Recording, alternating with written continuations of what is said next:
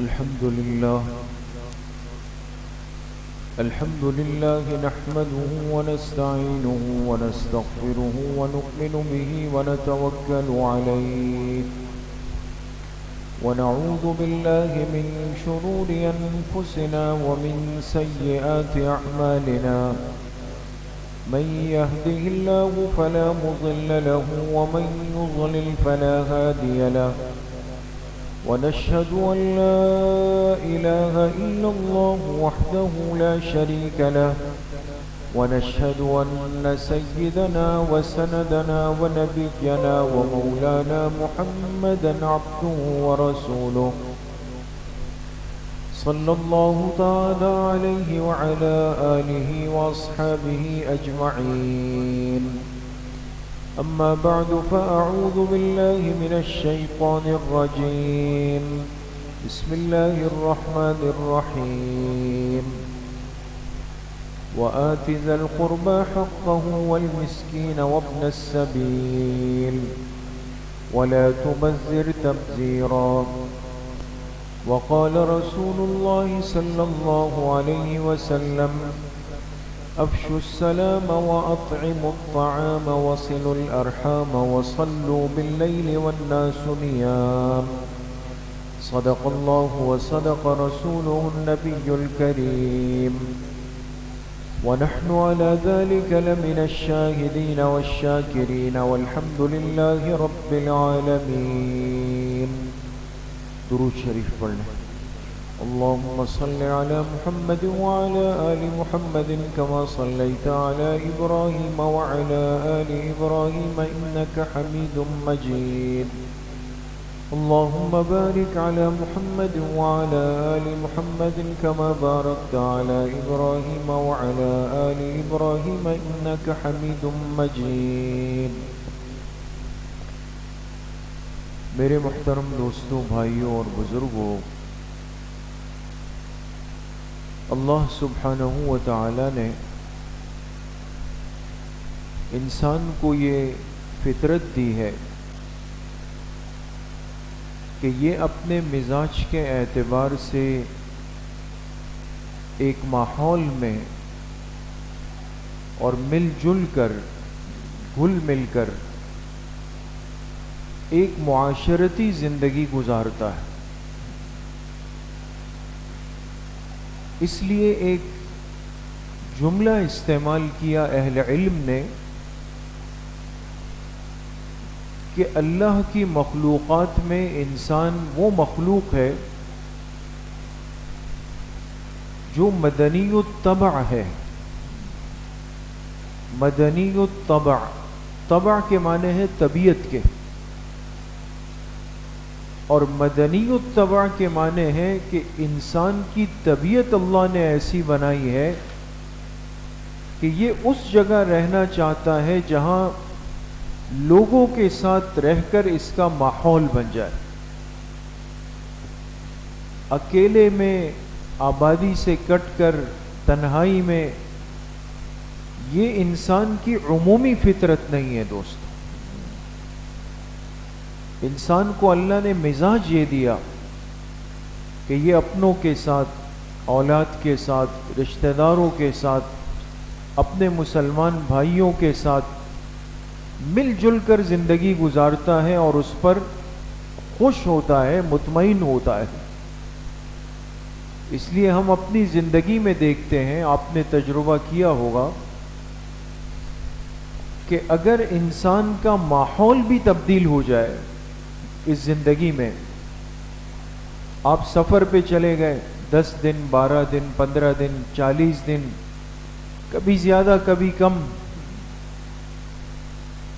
تو ایسے بندے سے آپ اگر کبھی ملاقات کریں گے، کیسے وقت گزرا، کیسا رہا، وہ کہے گا سب ٹھیک تھا، بہت اچھا وقت گزرا، لیکن اپنا علاقہ، شہر بہت یاد آتا تھا، اپنا گھر یاد آتا تھا، اپنے بچے یاد آتے تھے، اپنے رشتہ دار، ماحول یاد آتا.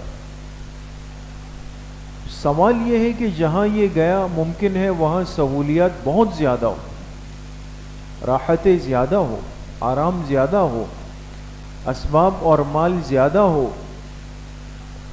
لیکن مزاج انسانی مدنی الطبع ہے، یہ تنہائی پسند نہیں ہے، اکا دکا ایک فرد ہو جائے وہ الگ چیز ہے۔ عمومی انسان کی طبیعت اللہ پاک نے یہ بنائی ہے کہ یہ اپنے وجود سے ایک معاشرے کو وجود بخشتا ہے دوست۔ اس لیے بغیر نکاح کی زندگی کو خلاف سنت فرمایا۔ کیوں؟ اس لیے کہ نکاح سنت عمل ہے، اس کو ادا کرے گا، ایک خاندان بنے گا، رشتہ داریاں بڑھیں گی، اولاد وجود میں آئیں گی، انسان سے انسان کی تخلیق ہوتی رہے گی، ماحول بنتا چلا جائے گا۔ تو معاشرتی زندگی جس میں انسان رہ کر کے سکون پاتا ہے، خوش ہوتا ہے، یہ ہمارے وجود کے لیے بہت ضروری ہے۔ لیکن جب انسان ایک ماحول اور معاشرے کا فرد بنتا ہے تو یاد رکھیں کہ پھر اس کے ذمے دوسرے کا خیال رکھنا، دوسرے کے حقوق کو ادا کرنا، دوسرے کو اپنے وجود سے تکلیف نہ دینا، دوسرے کے لیے راحت اور آسانی پیدا کرنا، یہ سارے حقوق انسانی اس کے وجود سے آ کے جڑ جائیں گے۔ اب انسان کو معاشرتی حقوق کون سکھائے؟ ہم کہاں سے سیکھے؟ تو یاد رکھیں جس طرح ہماری اس زندگی کا جو مقصد اصلی ہے فکر آخرت ہے، آخرت کی تیاری ہے، اس کی تربیت ہمیں اللہ کے پاک پیغمبر جناب رسول اللہ صلی اللہ علیہ وسلم کی ذات اقدس سے ملتی ہے۔ اسی طریقے سے یاد رکھیں کہ معاشرتی زندگی کے حقوق، اس میں بھی ہم میں سے ہر ایک اس بات کا محتاج اور پابند ہے کہ اس میں ہم اپنے لیے جس ہستی کو نمونہ بنائیں، آئیڈیل بنائیں، جن کی زندگی کو سیکھ کر ہم اپنی معاشرتی زندگی کی تشکیل دیں، وہ آپ علیہ الصلوۃ والسلام کی ذات اقدس۔ اس لیے سیرت نبوی کا، سیرت طیبہ کا ایک مستقل پہلو اور ایک مستقل حصہ وہ کیا ہے کہ اس سیرت کی برکت سے، اللہ کے پاک پیغمبر علیہ الصلوۃ والسلام کے وجود کی برکت سے ہمیں انسانوں کے کیا حقوق پتہ چلے، انسانی حقوق کیا ہے، پھر اسلامی حقوق کیا ہے، دونوں کی رہنمائی اور نشاندہی آپ کو 100% واضح طور پہ آسان الفاظ اور انداز میں اللہ کے پاک پیغمبر علیہ الصلوۃ والسلام سے ملے گی۔ اس کا آغاز سب سے پہلے اگر آپ غور کریں وہ اس رشتے سے کیا گیا جس رشتے کی بنیاد پر آج ہم سب کا وجود قائم ہوا دنیا میں، یعنی ہمارے ماں باپ۔ کچھ بات سمجھ میں آ رہی ہے دوستو؟ جب حقوق انسانی کی بات ہوئی نا دوستو، حقوق کے سب سے پہلے نمبر پر سیرت نبوی نے جس حق کو رکھا ہے وہ حقوق والدین ہے۔ اولاد کے ذمے اس کے ماں باپ کا حق کیا ہے اور وہ کیسے ادا کرے گا۔ اس کے بعد اس انسان کو بتایا کہ ماں باپ سے نکل کر پھر آپ کے مزید رشتے ہیں، جو آپ کے رشتہ دار ہے، احبہ ہے، اقربا ہے، ذوی القربہ ہے، ان رشتہ داروں کے کیا حقوق آپ کے ذمے، وہ بھی بتائے گا۔ اس کے بعد پھر ان دو رشتوں سے نکل کر ایک اور رشتے کی طرف وضاحت کی کہ جس سے انسان کا نسبی رشتہ نہ ہو، خون کا نہیں ہوگا لیکن قرب کا ہوگا، جس کو کہتے ہیں پڑوسیوں کے حقوق۔ پھر پڑوسیوں سے نکلنے کے بعد چوتھے نمبر پر جن حقوق کی اہمیت سیرت نے بیان کی، وہ ہمارے اس سوسائٹی اور ہمارے ماحول میں رہنے والے ہر فرد کا حق ہے جو ہمیں اپنے ماحول کے اندر نظر آ رہا ہے، لیکن ہے وہ ہمارے معاشرے کا حصہ ہے، عام انسان ہے، عام مسلمان ہے، لیکن اس کا بھی حق ہے۔ یہ چار بڑے حقوق تو انسانی دائرے کے ہیں دوستوں، یہ ماں باپ، پھر رشتہ دار، پھر پڑوسی، پھر عام معاشرہ اور سوسائٹی۔ پانچویں نمبر پر وہ حیوانات، وہ جانور جن کو اللہ نے گویائی تو دی لیکن ان کی زبان میں، ہماری زبان میں، ان کی سمجھ میں، ہماری سمجھ میں بہت بڑا فرق ہے۔ لیکن یہ جانور آپ کے ماحول میں رہیں گے، آپ کے ساتھ ہوں گے، کبھی آپ کے ہوں گے، کبھی کسی اور کے ہوں گے، کبھی بغیر کسی ملکیت کے گھوم رہے ہوں گے، لیکن ان کے بھی حقوق بتائیں کہ ان جانوروں کے، ان حیوانات کے حقوق کیا ہیں۔ اور اس پانچویں نمبر سے آپ اگر اور مزید آگے آئے، یہ تو سب جاندار تھے، اس کے بعد پھر اللہ کے پاک پیغمبر علیہ الصلوۃ والسلام نے اپنی امت کو راستے کے حقوق بھی بتائے، جن راستوں پہ چل پھر کر ہم اپنے کام پورے کرتے ہیں۔ آپ مسجد آئے تو آپ نے جو راستہ استعمال کیا وہ راستہ آپ کے کام آیا ہے دوست۔ جس راستے سے ہو کر آپ اپنے گھر تک پہنچیں گے وہ راستہ آپ کے کام آیا ہے، جس راستے پر چل کر آپ اپنے کاروبار، دکان تک پہنچیں گے وہ راستہ آپ کے کام آیا ہے۔ ان راہ گزر کی، ان راستوں کے بھی حقوق اس مبارک دین نے بیان فرمائے کہ وہ کیا ہے۔ سیرت پر بات کرتے ہوئے اور سیرت طیبہ پر گفتگو کرتے ہوئے آج یہ ایک اہم ترین پہلو امت کو سامنے رکھنا پڑے گا، اور بہت سارے ہمارے جو معاملات ہیں، مسائل ہیں، پریشانیاں ہیں، وہ ان حقوق کی برکت سے اللہ پاک حل فرماتے ہیں دوست۔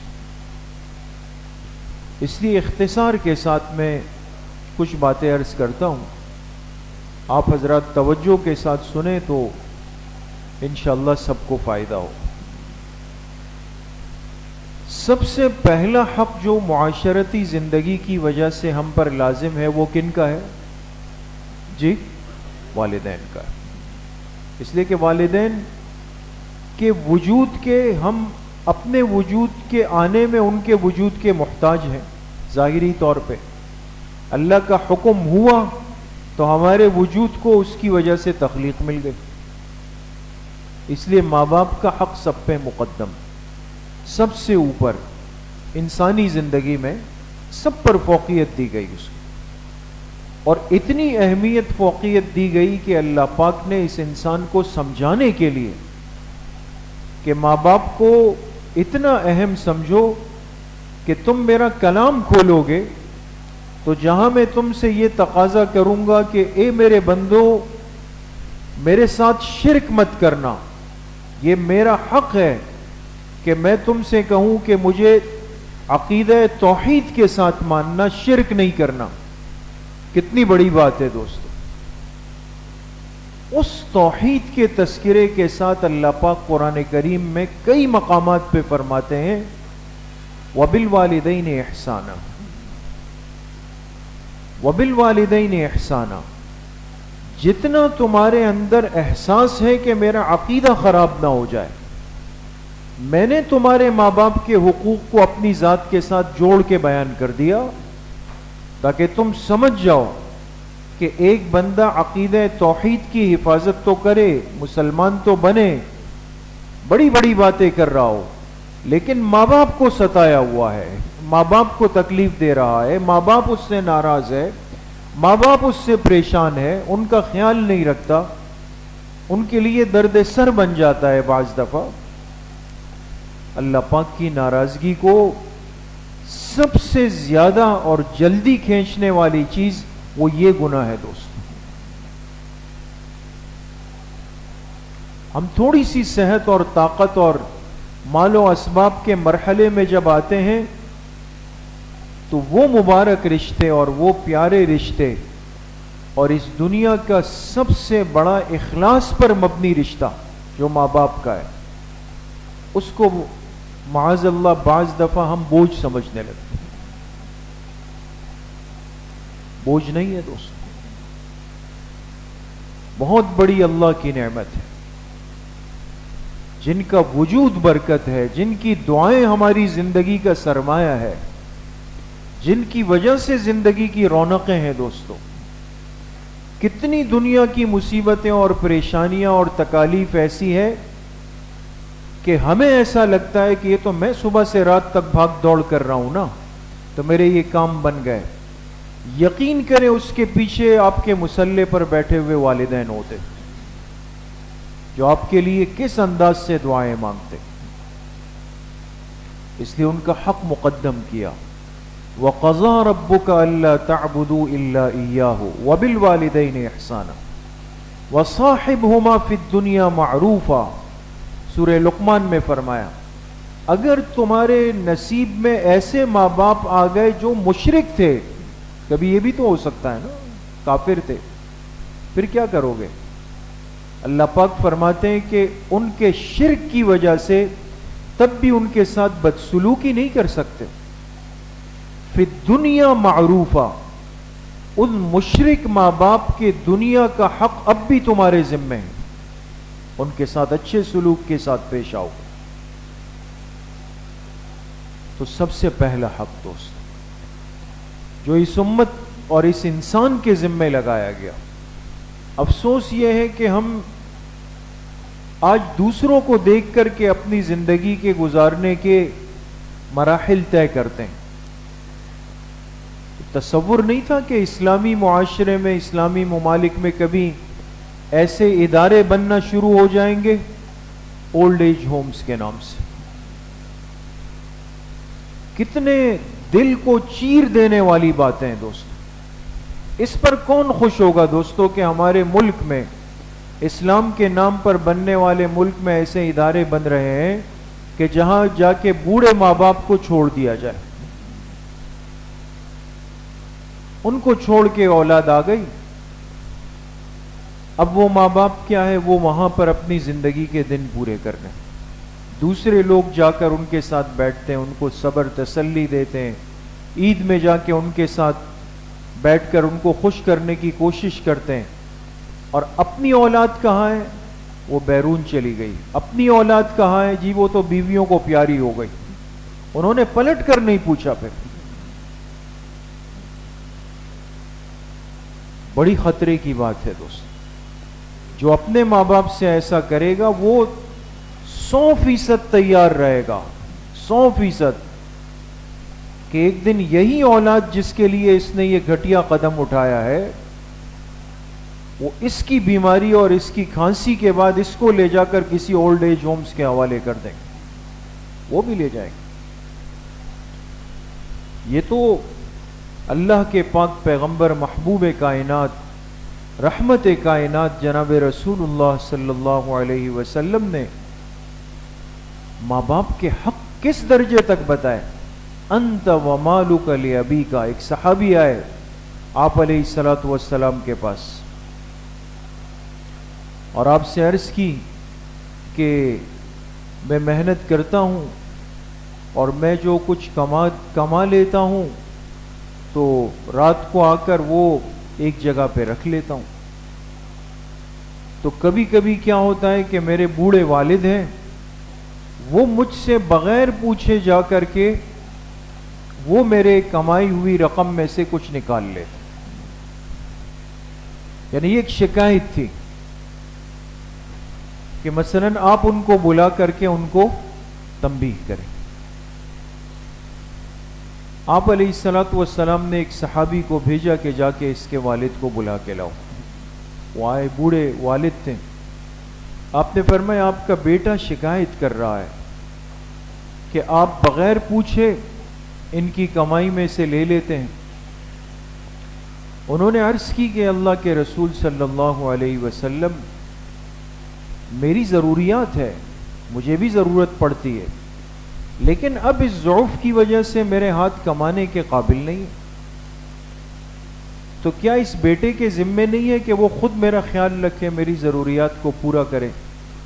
تو کبھی کبھی مجبور ہو کر میں اس میں سے اپنی ضرورت کے بقدر لے لیتا ہوں. آپ علیہ الصلوۃ والسلام بے انتہا ناراض ہوئے اور بیٹے سے کہا انت ومالک لابیک، تو بھی اور تیرا سارا مال وہ تیرے اس والد کا ہے، اس کی مرضی ہے وہ جتنا بھی لے لے تم سے، تم نہیں بول سکتے. تو مصیبت یہ ہے دوستوں کہ آج ہم کیا کرتے ہیں، اچھے لوگ بھی یقیناً اچھی اولاد بھی ہوتی ہے، ایسے خوش نصیب بھی ہوتے ہیں کہ جو اپنے والدین کا خیال اپنے وجود سے زیادہ رکھتے ہیں. ایسے خوش نصیبوں کو بھی ہم نے دیکھا ہے، اور پھر ان پر اللہ کی نعمتوں کی بارش بھی دیکھی ہے ہم نے. کیا یہ ضروری ہے کہ میں انتظار کروں کہ میرے یہ والد آئے اور مجھ سے کہے کہ بیٹا مجھے ایک 500 روپے دے دو؟ والدہ آئے اور مجھے کہے کہ بیٹا مجھے 1000 روپے دے دو، مجھے عید کے کپڑے لینے. یہ نوبت کیوں آئے گی؟ اپنے وجود پہ انسان غور کرے کہ پیدائش سے لے کر جب تک میری تعلیم پوری ہوئی، میری شادی نہیں ہوئی، میرا کام نہیں لگا، کبھی ایسا ہوا کہ ماں باپ نے مجھے کھانا اور اسباب اس وقت دیے ہو کہ میں نے مانگے ہو؟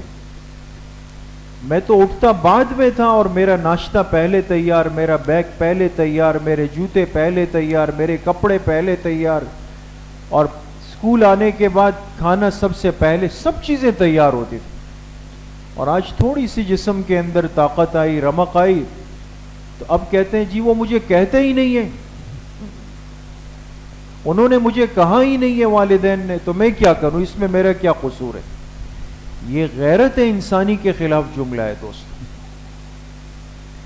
اولاد کے ذمے ہیں کہ جو کمائیں، کم کمائیں، درمیانہ کمائیں، زیادہ کمائیں، والدین تقاضا کرے نہ کریں. یہاں تک علماء نے لکھا ہے کہ والدین مالدار ہو، آپ کو اندازہ ہے کہ ان کو کوئی ضرورت نہیں ہے آپ کے پیسوں، تب بھی حسن سلوک کا تقاضا اور شرعی حق ہے آپ پر کہ آپ مہینے کی بنیاد پر، ہفتے کی بنیاد پر، موقع کی بنیاد پر، کسی خوشی کی بنیاد پر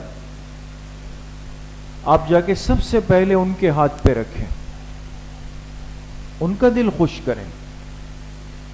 یہ پیسے اور یہ چیزیں یہ تو کوئی معنی نہیں رکھتی. اصل تو جو دل کا تعلق ہوتا ہے نا، ماں باپ کو جب محسوس ہوتا ہے کہ یہ اولاد مجھ سے اتنا تعلق رکھتی، خوش ہو جاتے، دعائیں دیتے. آپ نے گاڑی لی، کتنے ساتھی ہم نے دیکھے بڑے واقعی خوش نصیب ہوتے ہیں. نیا گھر لیا، چابی ملی، نہیں بھائی میں سب سے پہلے جا کے اس کو والدہ کے ہاتھ پہ رکھوں گا، وہ پہلے چابی لے کے آ کے دروازہ کھولیں گی، پھر جاؤں گا میں گھر. اب یہ تو کوئی بھی کر سکتا تھا نا، بیٹا کہے نہیں میں جا کے میں نے کھول دیا، لیکن یہ کیا، یہ تربیت ہے دوستوں، دلجوئی ہے. بڑوں کے ساتھ ایک قلبی عقیدت اور تعلق اور برکت کا رشتہ ہے. آج تو سارے معاملات کر کے، سب چیزیں کر کے، جب آدھے دوست، آدھے رشتہ دار باخبر ہو جاتے ہیں، ماں باپ کو باہر سے پتہ چلتا ہے، ان کا دل بھی دکھ جاتا ہے. تو وہ کہتے ہیں آپ نے مجھے نہیں بتایا، آپ نے اتنا بڑا قدم اٹھا لیا، بچوں کے رشتے کر دیے، گھر تبدیل کیا، گاڑی لے لی، یہ کیا یہ کیا.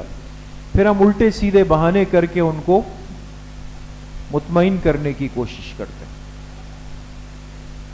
تو دوستوں بزرگوں، عرض کرنے کا مقصد یہ ہے کہ اللہ پاک نے یہ ایک بڑا اخلاص پر مبنی رشتہ دیا ہے. اس سے بڑھ کر دنیا میں اخلاص کا کوئی رشتہ نہیں ہو سکتا. اس لیے ان کے حقوق سب سے زیادہ بیان کیے گئے. اور حدیث مبارکہ میں آپ علیہ الصلاۃ والسلام نے فرمایا کہ 7 گناہ ایسے ہیں، 7 گناہ کہ موبقات، جو قیامت کے دن انسان کو ہلاک کر دیں گے. 7 گناہ ایسے ہیں.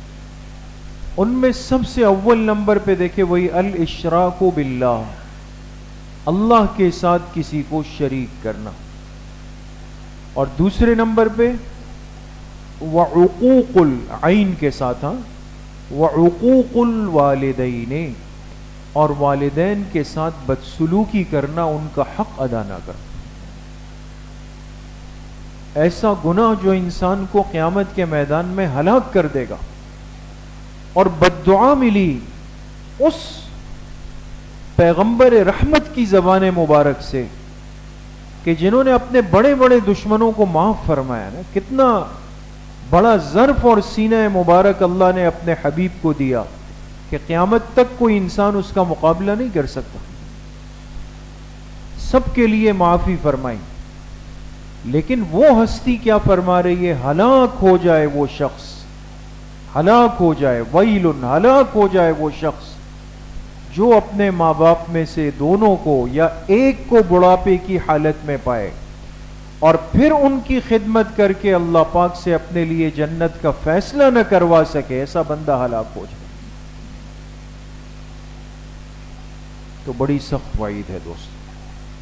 اس لیے میرے عزیزوں، دوستوں، بھائیوں اور بزرگوں، والدین تو انسان کے لیے برکتوں کا، دعاؤں کا، خیر اور سعادت کا ایک مفت کا ذریعہ ہے، ایک آسان ذریعہ ہے. ہم کتنی جگہوں پہ جاتے ہیں ایک چیز کے پیچھے، دوسری چیز کے پیچھے، تیسری چیز کے، میرا یہ کام نہیں ہو رہا، میری یہ رکاوٹ ہے، میرا یہ مسئلہ ہے، میری یہ پریشانی ہے. گھر میں والدین بیٹھے ہوئے، ان سے جا کے بولیں تو صحیح ایک دن نا. ان سے کہیں کہ میرا یہ مسئلہ ہے، آپ میرے لیے دعا کر دیں. پھر آپ دیکھیں کہ ماں باپ کی دعا کتنی تیزی کے ساتھ اثر انداز ہوتی. اور حدیث پاک میں فرمایا نا، واقعی آپ علیہ الصلاۃ والسلام کی برکتیں قیامت تک کے لیے. اب جس کے ماں باپ چلے گئے، اب وہ کیا کرے گا؟ دعاؤں کی ضرورت تو اس کو بھی ہے. تو آپ علیہ الصلاۃ والسلام نے فرمایا کہ تمہارے ماں باپ کے جو دنیا میں متعلقین تھے، والدین کے جانے کے بعد ان کے ساتھ ربط اور حسن سلوک کرنا، یہ بھی ماں باپ کے حق کو ادا کرنا. ہوتا ہے نا، کوئی آپ کے والد کے دوست ہوں گے، والد چلے گئے لیکن وہ دوست موجود ہیں، وہ بزرگ موجود ہوں گے. ہم ان کو بہت جلدی اپنی کاپی سے ہٹا دیتے، ختم. یا والدہ کے پاس کسی خاتون کا، بزرگ خاتون کا آنا جانا ہوگا، وہ حیات ہوں گے. اس لیے آپ سنا نہیں سیرت میں حضرت خدیجہ رضی اللہ تعالی عنہا، جو ہم سب کی امی جان ہیں، پہلی نمبر کی، جب ان کا انتقال ہوا تو آپ علیہ الصلاۃ والسلام نے ان کی وفات کے بعد بھی یہ معمول رکھا کہ جو ان کی سہیلیاں تھی، متعلقات تھی، جو بھی سامان آپ ہدیتاً بھیجتے، ان عورتوں کا حصہ پہلے نکالتے تھے کہ بھئی یہ ان کا حق ہے، ان کو بھیج دیا جائے. ماں باپ کے متعلقین سے رابطہ رکھنا، وقتاً فوقتاً ان سے ملاقات کرنا، ان سے دعاؤں کے لیے عرض کرنا، ان کی کمزوری کی صورت میں ان کی ضروریات کو پورا کرنا، یہ بھی حقیقت میں والدین کے حقوق کی ادائیگی کے اندر شامل ہے. تو کتنا ایک آسان حل اللہ پاک نے دیا ہوا ہے کہ ہم اپنے ماں باپ کے وجود کی قدر کریں، ان کا خیال رکھیں، اپنے وجود سے ان کو خوش رکھیں. اور دنیا میں تو شاید انسان کو احساس نہیں ہوتا، وقت پر جانے کے بعد پتہ چلتا ہے کہ کتنی رونقیں ان کے ساتھ چلی. وہ جو مجلس آباد تھی، وہ جو رونقیں تھی، وہ جو خیریں اور برکتیں تھی، آپ کو بہت جان لگانی پڑے گی ابھی. جو ایک دعا وہاں کی اثر کرتی تھی اب آپ کو 10 دعائیں مانگنی پڑے گی. تو اس لیے سب سے پہلا حق جو سیرت طیبہ سے اس امت کو ملا ہے وہ حق کن کا ہے دوستو؟ ماں باپ کا حق ہے، والدین کا حق ہے. اس نعمت کی قدردانی ہم میں سے ہر ایک پر لازم ہے. اللہ کریم مجھے بھی آپ سب کو صحیح عمل کی توفیق نصیب فرمائے. الحمدللہ رب العالمین والصلاة والسلام علی سیدنا